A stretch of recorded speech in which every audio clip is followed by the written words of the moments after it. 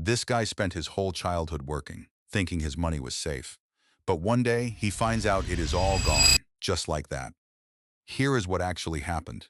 It all started in Atlanta, early 90s. Kenan was just 14, obsessed with comedy, always trying to make people laugh. His dream was to be on SNL, just like Eddie Murphy. Then in 1994, Kenan's mom gets a phone call that changes everything. Kenan overhears and learns he just landed a spot on a new Nickelodeon sketch show. All that. It is basically SNL for kids. This is the big break he has been working for. Kenan heads to Orlando to film at Nickelodeon Studios. All that turns into a hit, and Kenan becomes a TV star. But his family is careful because they do not come from money. When the paychecks start rolling in, his mom just wants to protect him. One day at church, Kenan's mom meets this guy, the accountant. He acts like a tax pro and says he will keep Kenan's money safe. He tells her to give him power of attorney and promises to handle everything. They trust him and they sign.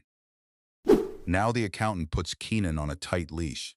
Kenan gets a debit card with a $150 daily limit. Every time he wants something nice, the accountant says no. Even for his 16th birthday, Kenan only gets a beat-up Chevy Beretta. Kenan keeps saving and working.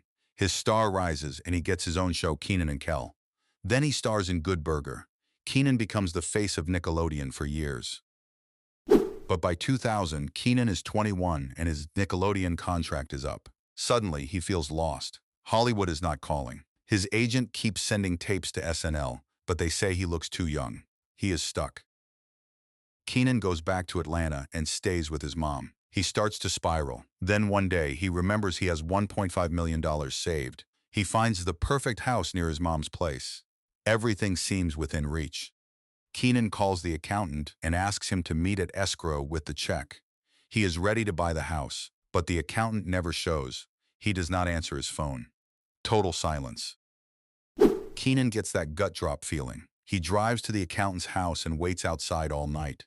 By sunrise, he realizes everything is gone. His $1.5 million, all those years of saving, stolen.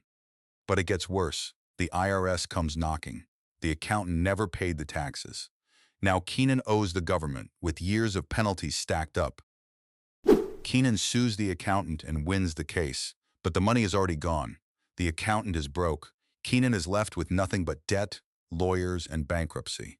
It is rock bottom. Kenan has two choices: let this destroy him or start over. He picks himself up, flies to LA, and crashes on his old co-star's couch. He borrows money from friends and family just to survive. He tells his agent he will take any job. Kenan hustles. Every tiny role leads to something else. Every gig, every audition, he sticks it out. Then in 2003, he gets the call.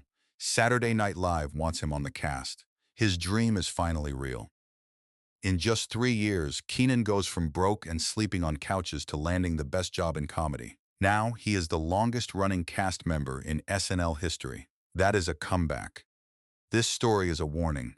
Even if you trust someone, always double-check who handles your money. If something feels off, ask questions and get a second opinion. Protect yourself, no matter how busy you are. If you want more wild true stories like this, hit subscribe and join the crew. You do not want to miss the next one.